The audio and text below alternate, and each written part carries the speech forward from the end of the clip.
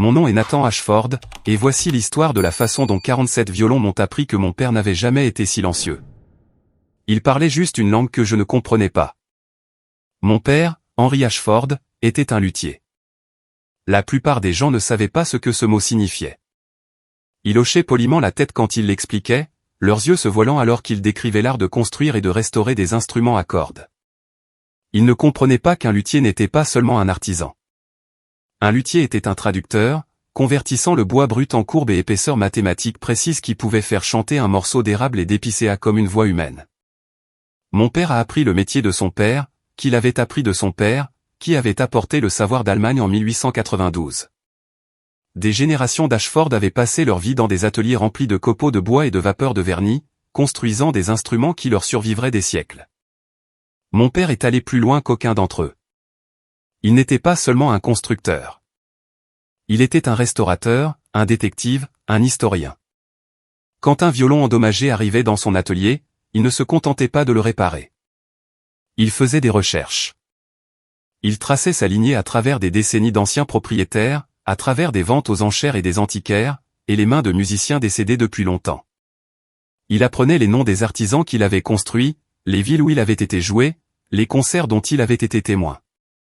Chaque violon a une histoire, m'a-t-il dit un jour, quand j'avais 8 ans et que je le regardais travailler sur un instrument cabossé qui semblait devoir aller à la poubelle.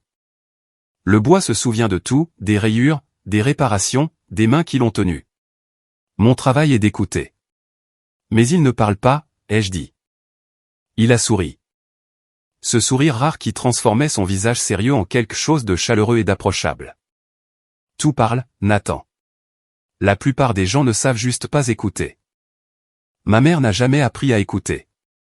Ou peut-être l'a-t-elle fait, et elle n'a simplement pas aimé ce qu'elle a entendu. Diana Ashford était une femme qui mesurait le monde en termes concrets, dollars, mètres carrés, statut social. Elle avait épousé mon père quand ils avaient tous deux 24 ans, attirée par son intensité tranquille et ses mains d'artiste. Elle pensait épouser un artisan avec du potentiel, quelqu'un qui finirait par ouvrir un magasin prestigieux ou enseigner dans un conservatoire, ou faire quelque chose qui pouvait être expliqué lors de dîners. Au lieu de cela, elle a eu un homme qui passait 12 heures par jour dans un sous-sol à parler à des morceaux de bois. Je n'ai pas signé pour ça, a-t-elle dit un soir, sa voix portant dans les escaliers jusqu'à l'endroit où je faisais semblant de faire mes devoirs. Je ne t'ai pas épousé pour passer ma vie comme une veuve d'atelier. J'ai du travail à finir, a répondu mon père, sa voix calme et mesurée, le même ton qu'il utilisait pour expliquer pourquoi un certain morceau d'épicéa était inadapté pour une table de violon. L'instrument Rix doit être prêt pour jeudi.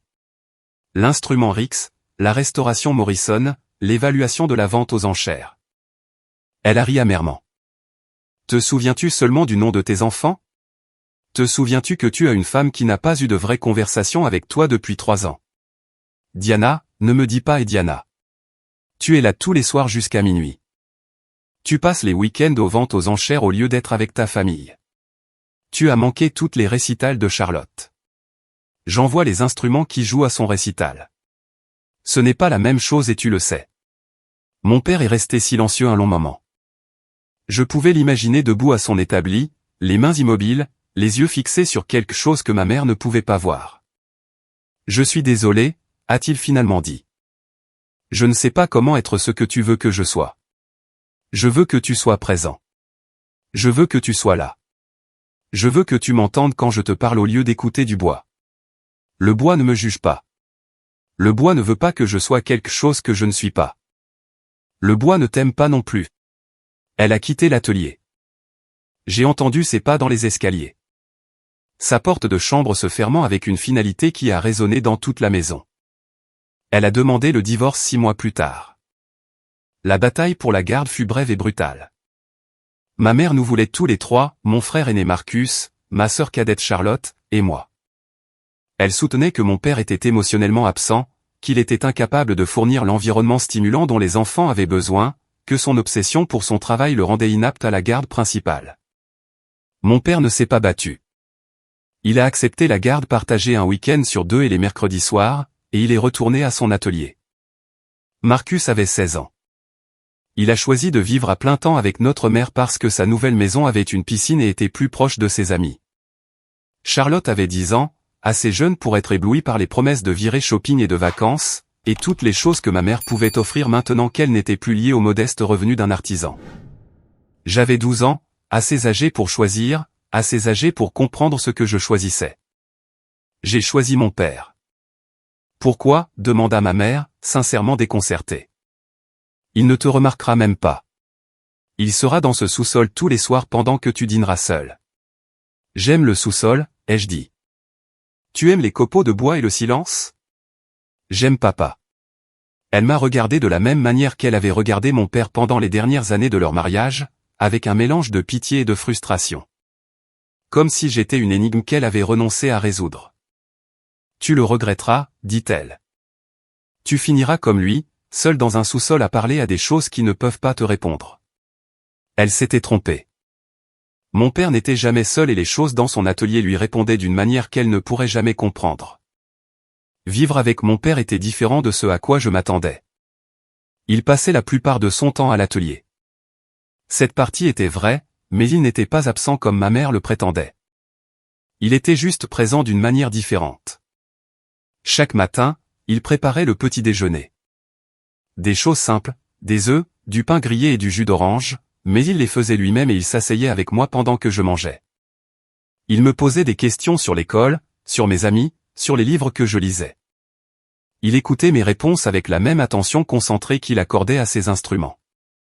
Il ne parlait pas beaucoup pendant ses repas. Ce n'était pas sa manière. Mais son silence n'était pas un vide. C'était de l'attention. C'était le calme de quelqu'un qui écoutait réellement au lieu d'attendre son tour de parler. Chaque soir, il m'invitait à l'atelier.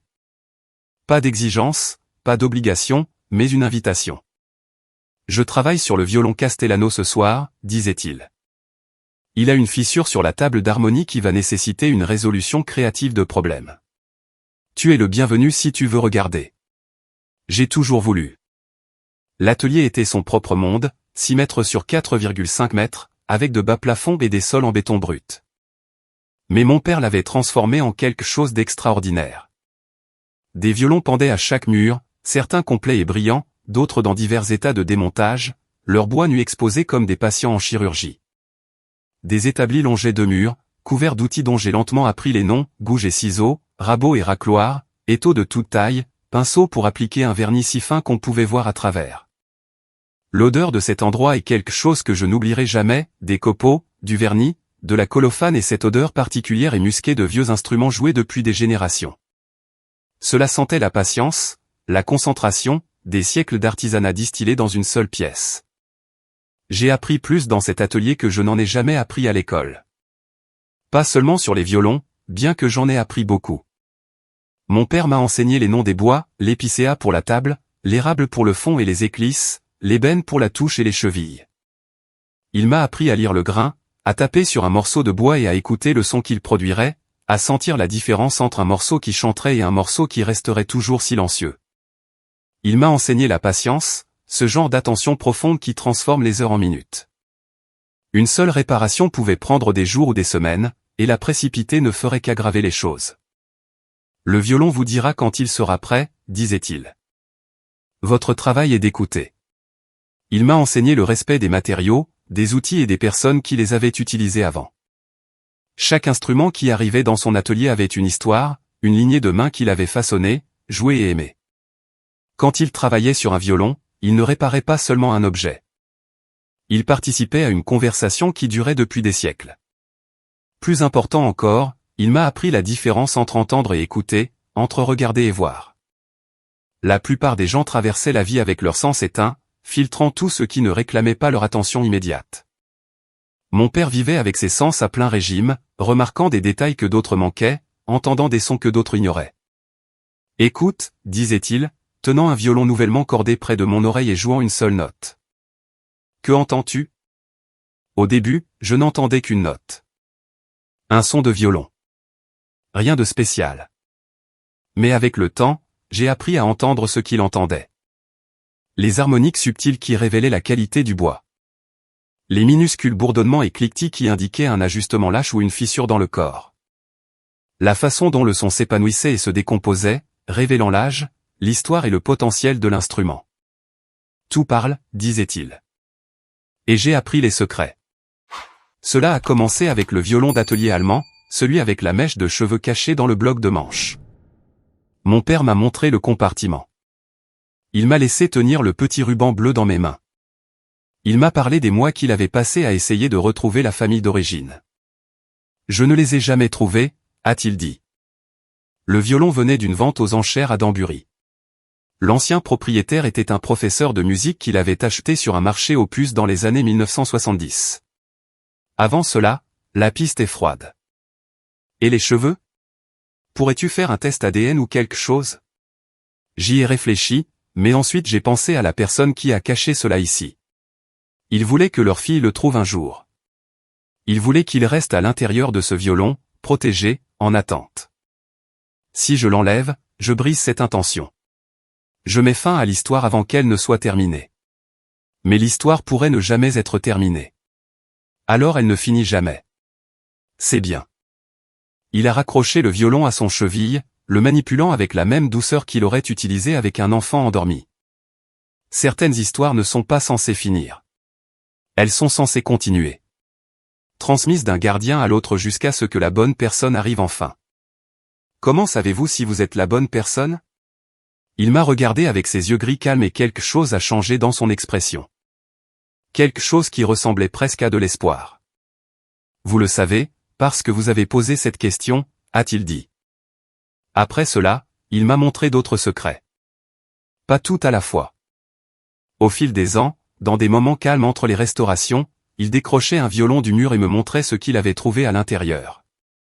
Une lettre d'amour de 1912, glissée entre les éclisses et la doublure. Une photographie d'une famille en tenue de cérémonie cachée sous la touche. Un minuscule rouleau de papier avec du texte hébreu dissimulé à l'intérieur du trou de lame. Chaque violon avait une histoire. Chaque secret avait une histoire. Pourquoi les gens cachent-ils des choses dans les violons?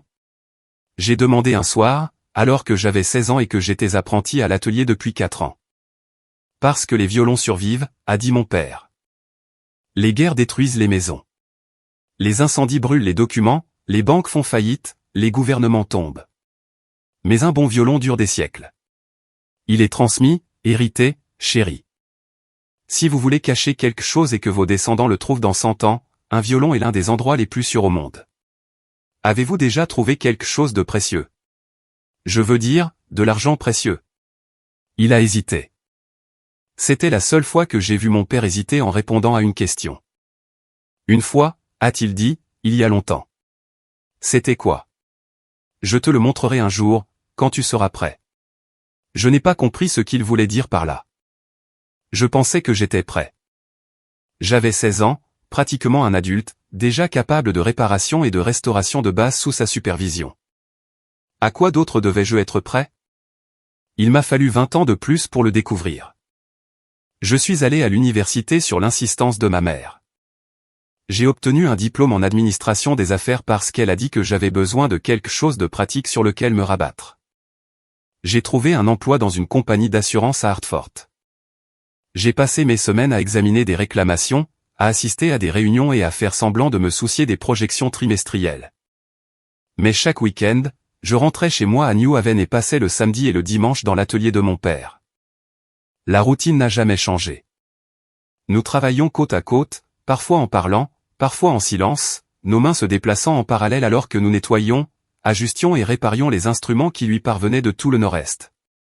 Il avait alors une réputation, une célébrité discrète parmi les collectionneurs et musiciens sérieux, qui savaient que Henry Ashford pouvait redonner à un violon endommagé sa voix d'origine d'une manière que les autres luthiers ne pouvaient égaler.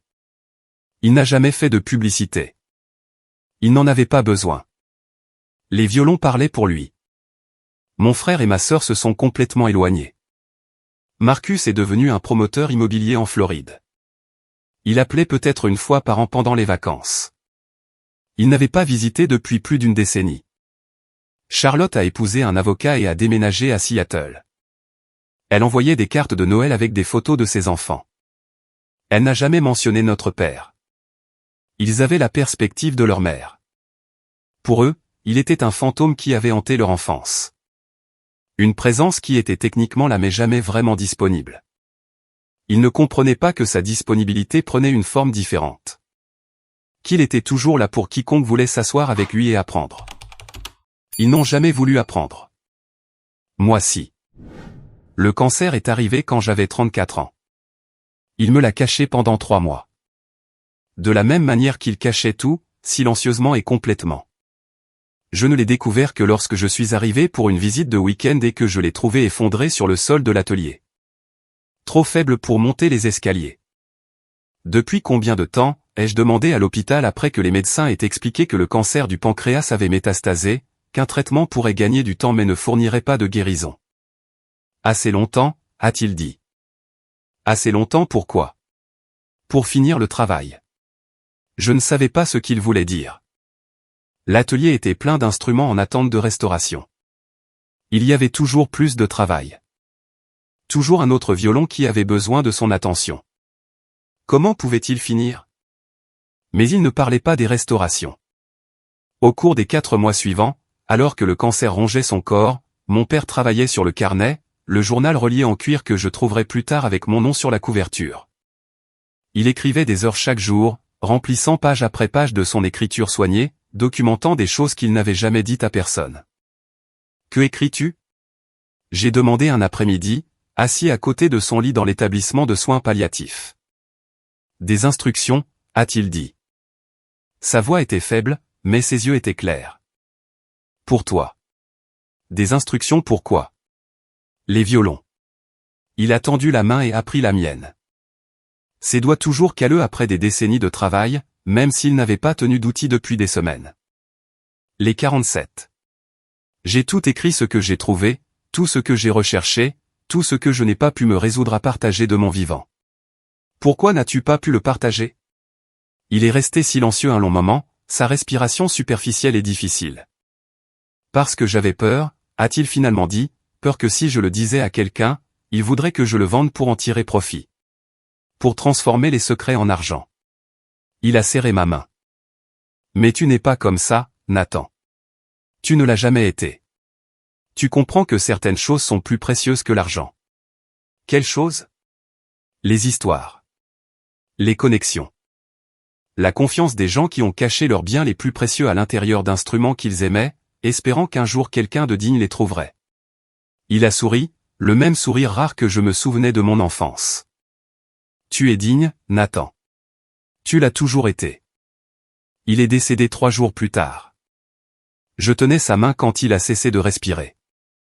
La pièce était silencieuse, à l'exception du bourdonnement des machines et des sons lointains de l'hospice qui poursuivait ses activités. Dehors, par la fenêtre, il neigeait, de gros flocons blancs dérivant dans la lumière grise de l'après-midi. La main de mon père était encore chaude dans la mienne lorsqu'il a rendu son dernier souffle. Il n'y a pas eu de lutte, pas de moment final dramatique. Une respiration et puis rien. L'absence de son là où le son avait été. Je suis resté avec lui longtemps après son départ. Je n'ai pas appelé les infirmières tout de suite. J'ai juste tenu sa main et j'ai pensé à tout ce qu'il m'avait appris. Toutes les heures que nous avions passées ensemble dans cet atelier au sous-sol. Tous les secrets qu'il avait gardés et qu'il me transmettait maintenant. Il avait passé sa vie entouré d'instruments qui pouvaient faire de la musique. Mais il les jouait rarement lui-même. Son don n'était pas la performance. C'était la préservation. C'était la capacité de prendre quelque chose de brisé et de le rendre entier. De trouver l'histoire à l'intérieur du bois et de la protéger jusqu'à ce que la bonne personne arrive. C'était son héritage. Pas les violons eux-mêmes, mais la compréhension que certaines choses sont plus précieuses que l'argent. Que certains secrets valent la peine d'être gardés, que la patience, l'attention et le soin sont leur propre richesse. Quand j'ai enfin appelé les infirmières et qu'elles sont venues s'occuper du corps, je suis sorti de cet hospice avec une seule chose dans les mains. Le carnet en cuir que mon père m'avait donné 2 semaines auparavant, rempli de 35 ans de découvertes et de la confiance que je saurais quoi en faire. La lecture du testament fut exactement ce à quoi je m'attendais. Marcus et Charlotte sont arrivés en avion, ont passé 45 minutes au bureau de l'avocat l'air mal à l'aise, puis sont repartis le même jour. Marcus a hérité de la maison, qu'il a immédiatement mise en vente. Charlotte a hérité du compte d'épargne, 280 000 $ qu'elle a dit destiné aux fonds universitaires de ses enfants. J'ai l'atelier. C'est tout, dit Marcus, ne cachant même pas son soulagement de ne pas avoir à s'occuper de 47 vieux violons et d'un sous-sol rempli d'outils. Il t'a laissé les instruments. Les instruments et tout ce qu'il y a dedans. Tout ce qu'il y a dedans? Qu'est-ce que ça veut dire? Je ne suis pas encore sûr. Marcus haussa les épaules et signa les papiers. Charlotte me serra froidement dans ses bras et promit d'appeler plus souvent, une promesse que nous savions tous les deux qu'elle ne tiendrait pas. Et puis je me suis retrouvé seul dans un atelier rempli de l'œuvre de vie de mon père, tenant un carnet qui contenait 35 ans de secrets. J'ai lu le carnet d'une traite, de la première à la dernière entrée. Le cuir était doux et usé. Les pages jaunies par l'âge et la manipulation. Mon père avait écrit dans ce carnet pendant plus de 3 décennies, ajoutant des entrées chaque fois qu'il découvrait quelque chose de nouveau, mettant à jour d'anciennes entrées lorsqu'il en apprenait davantage sur l'histoire d'un instrument. Chaque violon était documenté, sa provenance, les travaux de restauration effectués, la date d'acquisition, le prix payé. Mais ce n'était pas une information sèche et clinique. Mon père écrivait sur chaque instrument comme une autre personne écrirait sur un ami. Il décrivait leur personnalité, leur bizarrerie, les façons particulières dont ils réagissaient à son toucher. Violon numéro 4, disait une entrée, français, vers 1850, probablement des ateliers de mi-recours. Acheté aux enchères à Boston en 1989 pour $75. En mauvais état à l'acquisition, avec de vastes dommages causés par les vers au fond et une barre de base effondrée, elle a d'abord résisté à la restauration. Chaque réparation que je faisais semblait créer un nouveau problème. Le bois ne voulait pas être réparé, mais j'ai persisté. Et après 6 mois de travail minutieux, elle a commencé à s'ouvrir. Sa voix est petite mais douce, avec une qualité mélancolique qui parle de long silence. Et pour 41 des 47 instruments, une description détaillée de ce que mon père avait trouvé caché à l'intérieur. Mèches de cheveux et rubans. Origine inconnue. Violon numéro 1. Lettre d'amour en allemand. Daté de 1917. Signé, ta Clara pour toujours. Violon numéro 3. La lettre décrit un jeune homme partant à la guerre, promettant de revenir et d'épouser la femme qu'il aime. Mon père avait recherché le nom et trouvé un acte de décès de Passe-Chandaël. La femme ne s'est jamais mariée.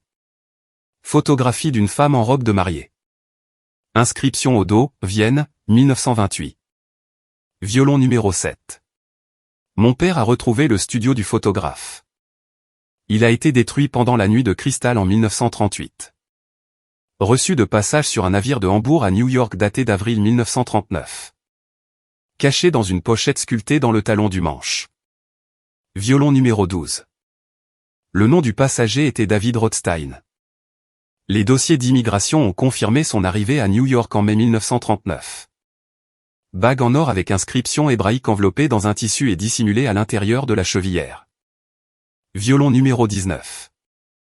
L'inscription traduite par « Mon bien-aimé est à moi et je suis à lui ». Minuscule rouleau de papier avec du texte hébreu dissimulé à l'intérieur du trou de lame. Violon numéro 21. Un rabbin l'avait identifié comme un rouleau de mezuzah. Une prière généralement placée sur les chambranles de porte. Le propriétaire l'avait caché à l'intérieur du violon pour le protéger pendant une période de persécution. Les entrées s'enchaînaient. Chacune était une fenêtre sur une vie que je ne connaîtrai jamais. Une histoire qui attendait des décennies ou des siècles que quelqu'un la découvre. Mais c'est l'entrée du violon numéro 23 qui m'a coupé le souffle. Violon numéro 23. Acquis lors d'une vente aux enchères à Greenwich, Connecticut, en 1987. Prix payé, 2 cents. État médiocre, avec des dommages importants à la table d'harmonie et des cordes manquantes. L'examen initial a révélé des caractéristiques de construction inhabituelles, incompatibles avec l'âge apparent de l'instrument. Des recherches ultérieures, menées sur une période de 11 ans, m'ont amené à conclure que ce violon a été construit par Antonio Stradivari à Crémone, Italie, en 1715. L'instrument correspond à la description d'un violon connu sous le nom de « Le Messager », documenté dans les archives historiques comme ayant été commandé par une famille noble vénitienne et perdu par la suite pendant les guerres napoléoniennes. Il est réapparu brièvement à Berlin en 1936 en possession d'un musicien juif nommé Isaac Goldman, avant de disparaître à nouveau en 1938. Sur la base des manifestes de navires et des registres d'immigration, je pense que le violon a été transporté en Amérique par la fille de Goldman, Ruth, qui a fui l'Allemagne en 1938 à l'âge de 16 ans. Ruth Goldman s'est installée dans le Connecticut, s'est mariée, a changé de nom et a vécu jusqu'en 2019. Elle est décédée sans héritier, et ses biens ont été vendus lors de la vente aux enchères où j'ai acquis l'instrument. Le violon est authentique. Je l'ai vérifié par comparaison avec des instruments Stradivari connus, par analyse du bois et du vernis, et par examen de l'étiquette à l'intérieur du corps. Je n'ai partagé mes découvertes avec personne. Valeur estimée, 12 à 18 millions de dollars. Je n'ai pas vendu cet instrument parce qu'il ne m'appartient pas. Il appartient à l'histoire. Il appartient à Isaac Goldman et à sa fille Ruth et à la musique qu'ils en ont tirée avant que le monde n'essaie de les détruire. Il appartient à quiconque le trouvera ensuite et comprendra ce que signifie tenir quelque chose qui a tant survécu. Nathan, quand tu liras ceci, tu sauras quoi faire. Non pas parce que je te l'ai dit, mais parce que je te l'ai enseigné. Le violon parle. Écoute-le. Il te racontera son histoire de la même manière qu'il me l'a racontée. Et quand tu auras fini d'écouter, décide ce dont l'histoire a besoin, pas ce dont tu as besoin, ce dont l'histoire a besoin. Je te fais confiance, papa. Je suis resté longtemps dans l'atelier après avoir lu cette entrée. Le violon était accroché au mur devant moi, indiscernable des autres pour un œil non averti. Juste un autre vieil instrument attendant que quelqu'un le ramène à la vie. Un Stradivarius d'une valeur de 12 à 18 millions de dollars, caché à la vue de tous pendant 35 ans parce que mon père croyait que certaines choses étaient plus précieuses que l'argent. L'expertise a pris 3 mois. Je ne l'ai pas pressé. Je ne pouvais pas la presser. Ce n'était pas comme apporter une peinture à une maison de vente aux enchères ou des bijoux à un prêteur sur gage. Un Stradivarius potentiel exigeait le processus d'authentification le plus rigoureux du monde des instruments de musique. J'ai passé des semaines à rechercher des experts avant de me décider pour le docteur Elena Marchetti, une femme dont le nom figurait dans tous les articles sur les instruments Stradivarius vérifiés des 30 dernières années. Elle avait été formée à Crémone, la ville italienne où Stradivari avait vécu et travaillé. Elle avait étudié auprès de maîtres qui avaient eux-mêmes étudié auprès de maîtres, une chaîne ininterrompue de connaissances remontant à des siècles. Lorsque j'ai contacté son bureau, son assistante m'a demandé ce que je voulais faire évaluer. J'ai dit que c'était un violon que mon père, un luthier, croyait important. L'assistante a proposé un rendez-vous dans 6 mois. Puis j'ai envoyé une photographie de l'étiquette à l'intérieur de l'instrument. Le docteur Marchetti m'a appelé personnellement dans l'heure.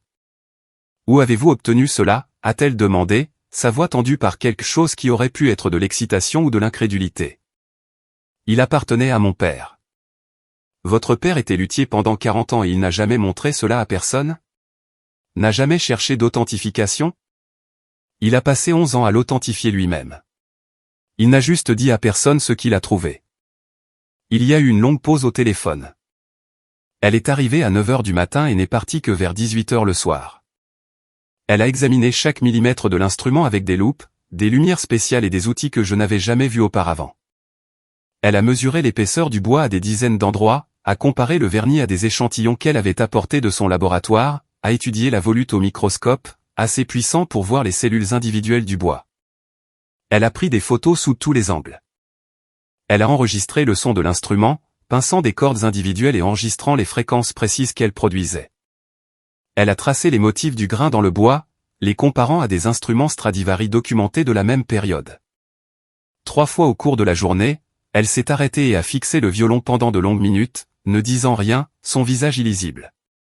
Quand elle s'est enfin assise en face de moi, ses mains tremblaient légèrement. « Où avez-vous obtenu cela ?» a-t-elle demandé à nouveau. Mon père l'a acheté lors d'une vente aux enchères à Greenwich en 1987 pour $200. 200 $. Elle secoua lentement la tête comme si elle essayait de concilier quelque chose qui n'avait pas de sens.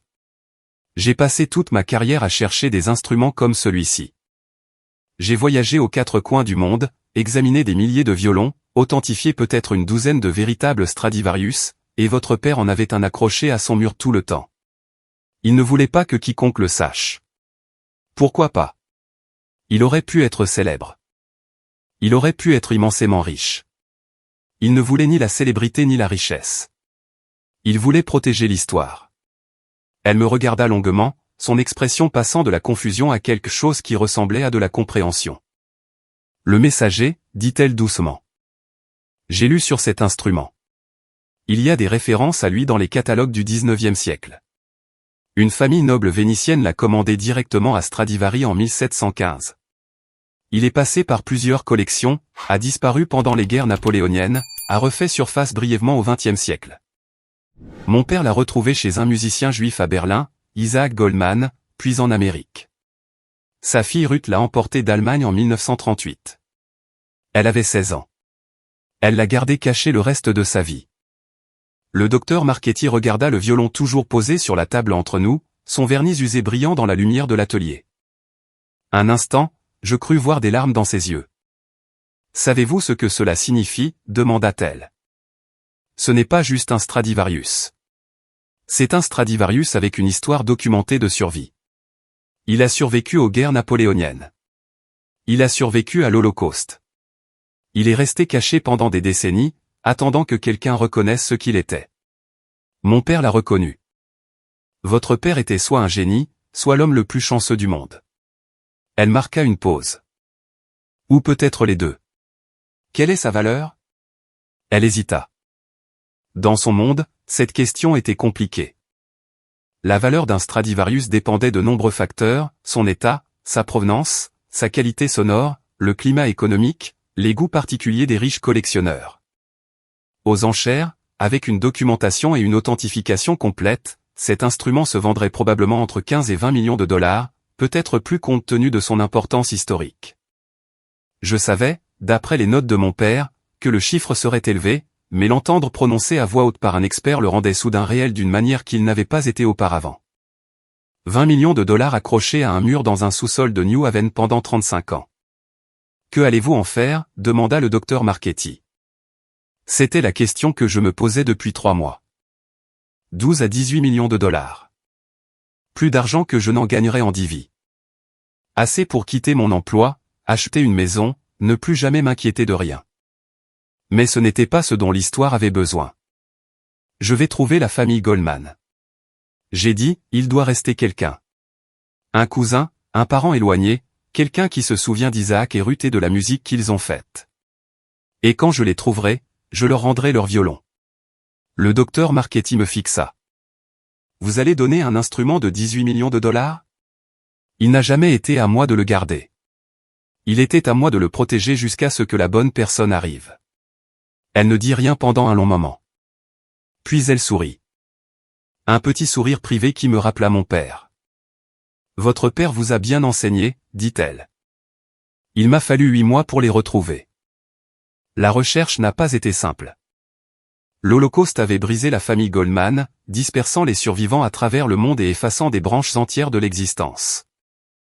J'ai commencé avec les informations du carnet de mon père et j'ai étendu mes recherches, suivant des pistes qui menaient parfois à des impasses et parfois à des fragments d'une histoire plus vaste. J'ai appris qu'Isaac Goldman avait été un violoniste de concert à Berlin dans les années 1920 et 1930, une étoile montante qui avait joué avec de grands orchestres à travers l'Europe. Il était juif à une époque où être juif en Allemagne signifiait voir son monde s'effondrer lentement autour de soi. J'ai trouvé un programme de concert de 1934 qui le répertoriait comme soliste vedette. J'ai trouvé une critique de journal de 1936 qui louait son interprétation du concerto pour violon de Brahms. J'ai trouvé une photographie de lui debout sur une scène à Munich, tenant un violon que je reconnaissais maintenant comme l'instrument de l'atelier de mon père. Et j'ai trouvé la documentation de sa mort en 1941 dans un endroit dont je pouvais à peine me résoudre à taper le nom dans les moteurs de recherche. Mais sa fille Ruth avait survécu, c'est ce que les recherches de mon père avaient confirmé. Elle avait fui en Amérique en 1938, portant le violon dans un étui abîmé, arrivant au port de New York sans rien d'autre.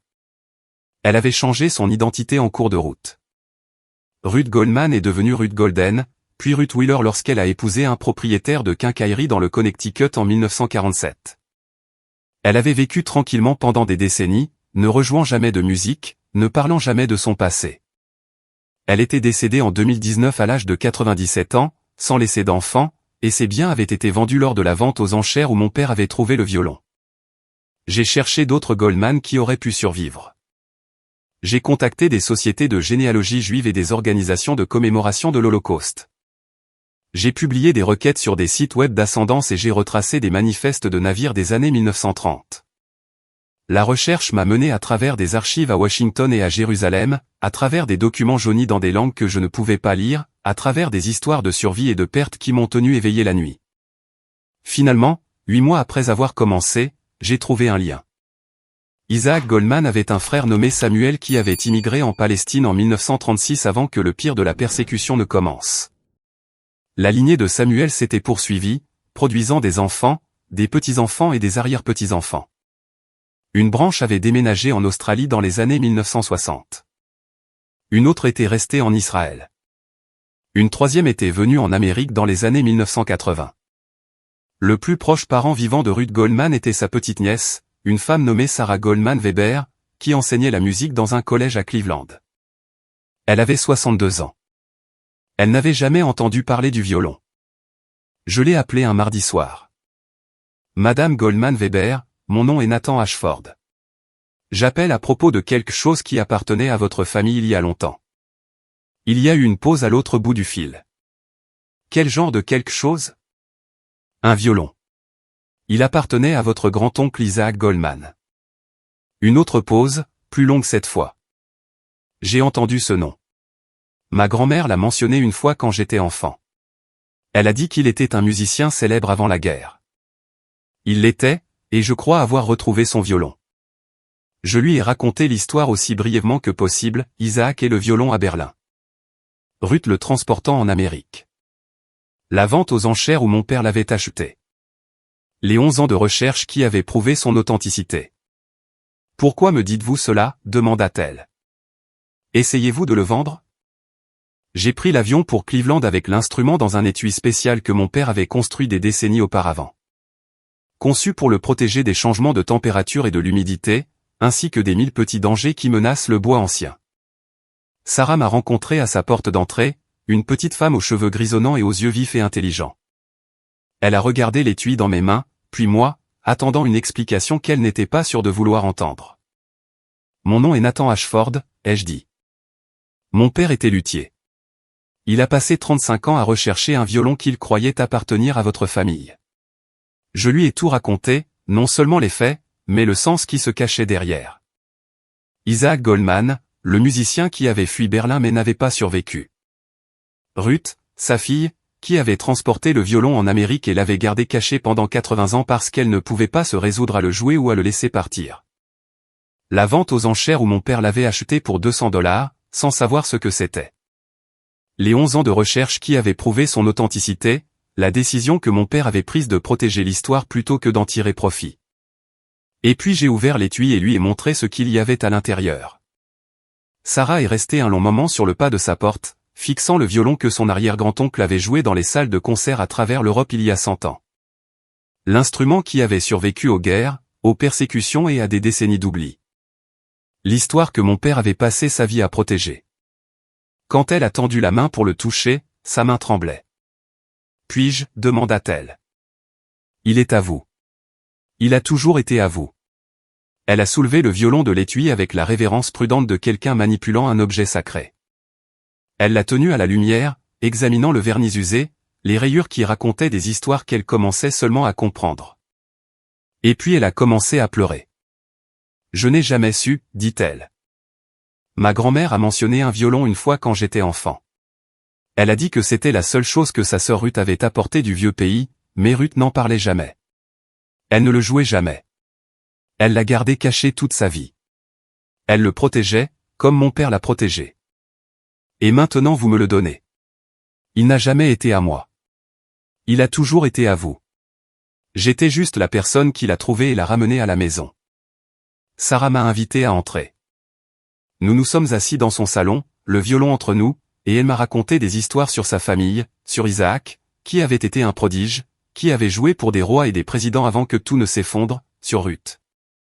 Qui n'avait plus jamais joué de musique après être venu en Amérique, qui avait rangé son talent avec son violon et passé le reste de sa vie dans le silence.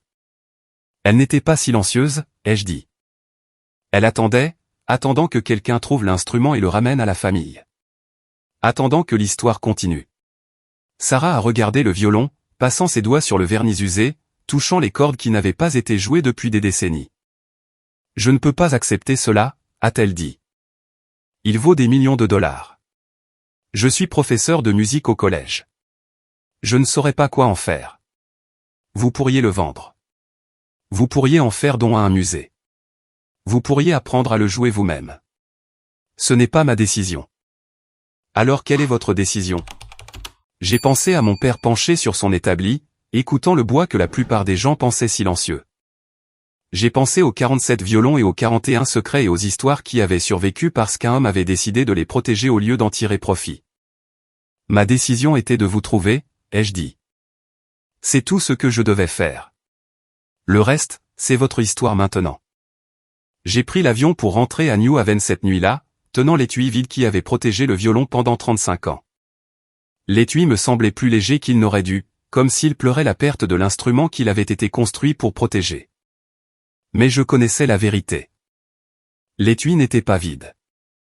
Il était rempli du souvenir de ce qu'il avait contenu, rempli de l'histoire dont il avait fait partie. Cette histoire se poursuivait maintenant dans un musée de Tel Aviv où des milliers de personnes verraient le violon et apprendraient l'histoire d'Isaac Goldman et de sa fille Ruth et de la musique qu'ils avaient faite avant que le monde n'essaie de les détruire. L'atelier était silencieux quand je suis revenu, comme il l'était toujours sans mon père. Mais il n'était pas vide. Il était plein de violons, d'outils et des souvenirs de 4 générations d'Ashford qui avaient consacré leur vie à l'artisanat. J'ai parcouru les rangées d'instruments, les comptant. 46 maintenant que le Stradivarius était parti. 46 histoires qui avaient encore besoin de gardiens. J'ai pris les outils de mon père, les rabots, les ciseaux et les pinceaux qui avaient façonné des milliers d'instruments pendant 40 ans. Ils s'adaptaient à mes mains comme ils s'étaient adaptés aux siennes, comme ils s'étaient adaptés aux mains de son père et de ses pères avant lui. Le bois se souvient de tout, m'avait dit mon père. J'ai pris un violon qui avait besoin d'être restauré. Un instrument endommagé des années 1890 qui était arrivé le mois dernier et attendait de l'attention depuis. Le bois se souvient, ai-je pensé, et maintenant moi aussi. J'ai commencé à travailler. Sarah m'a appelé 6 mois plus tard. Elle avait décidé de faire don du Stradivarius à un musée en Israël où il serait exposé dans le cadre d'une exposition sur les musiciens juifs tués ou déplacés pendant l'Holocauste.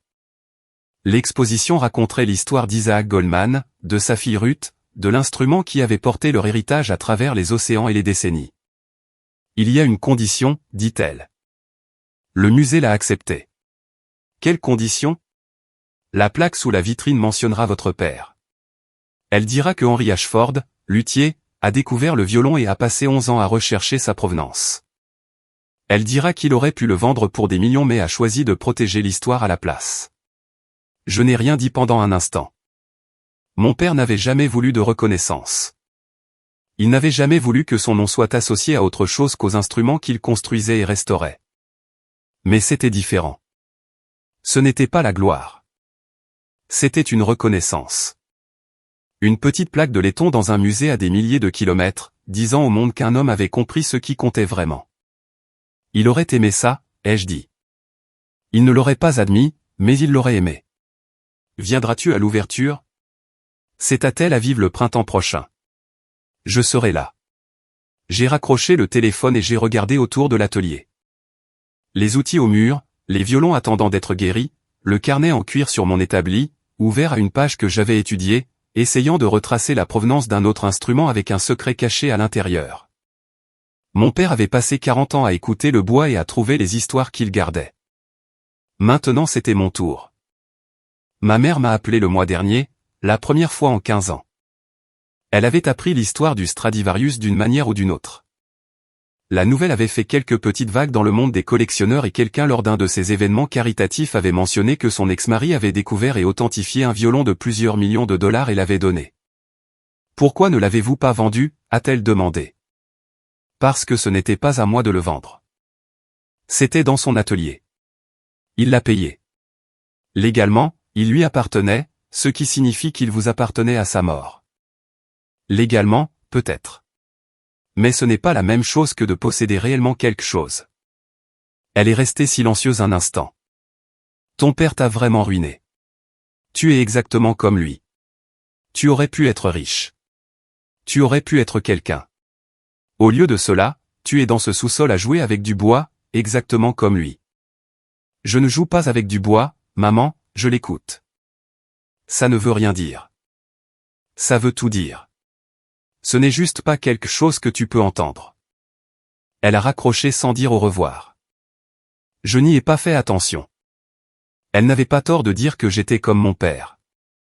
J'avais ses mains, sa patience, sa capacité à s'asseoir avec quelque chose de brisé et à trouver comment le rendre entier.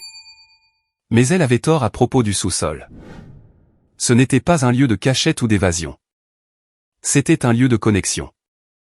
Chaque violon sur ces murs était un pont vers quelqu'un qui avait vécu avant moi, qui avait aimé et craint et espéré et caché ses biens les plus précieux à l'intérieur d'un instrument en lequel ils avaient confiance pour leur survivre. Je n'étais pas seul dans cet atelier. Je ne l'avais jamais été. J'étais entouré d'histoires, de secrets, du poids accumulé de siècles d'expérience humaine. Chaque fois que je prenais un outil, je poursuivais une conversation qui avait commencé bien avant ma naissance et qui se poursuivrait bien après ma disparition. Mon père avait compris cela. Il avait passé 40 ans à écouter le bois que la plupart des gens pensaient silencieux, trouvant les histoires que tout le monde ignorait. Il avait été assez patient pour attendre des décennies le bon moment pour partager ce qu'il savait. Et maintenant cette patience avait été récompensée, le messager rentrait chez lui.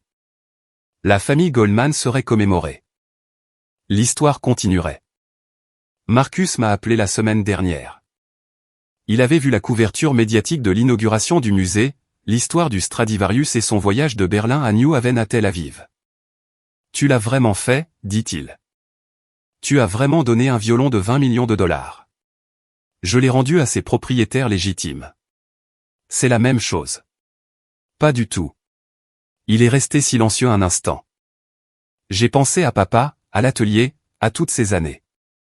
Je pensais qu'il gaspillait sa vie et je me suis trompé. Il ne gaspillait rien.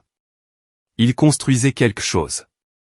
Je ne pouvais juste pas le voir parce que je cherchais le mauvais genre de valeur. Quel genre de valeur cherchais-tu?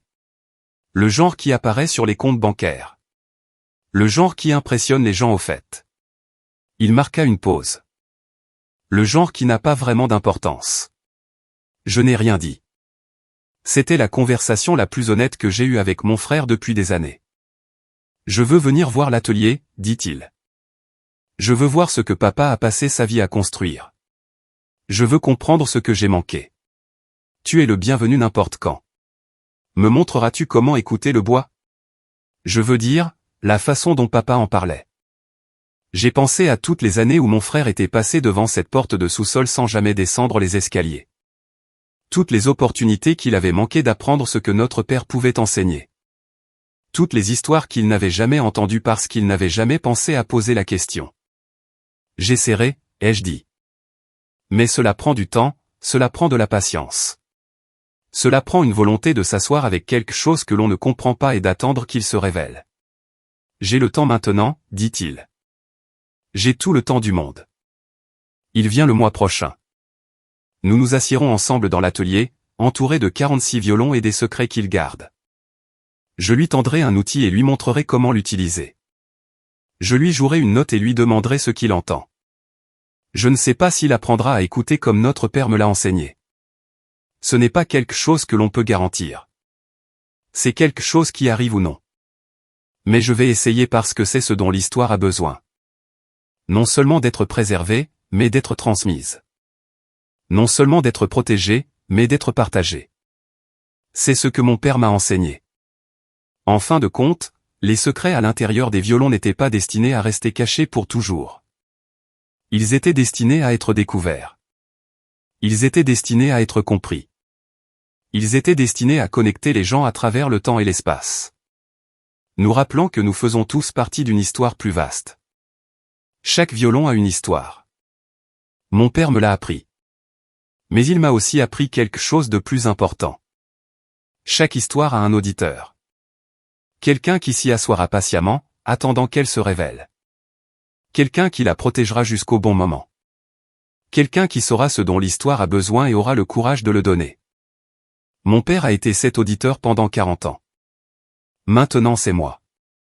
Et quiconque viendra après moi, quiconque j'enseignerai et formerai et à qui je transmettrai ces instruments, sera le suivant. Le bois se souvient. Et maintenant moi aussi. 46 violons restent dans mon atelier. 46 histoires qui attendent de continuer. Je ne sais pas quel secret j'y trouverai. Je ne sais pas quelles lettres, photos ou trésors sont cachés à l'intérieur. Attendant que la bonne personne arrive. Mais je sais que j'écouterai.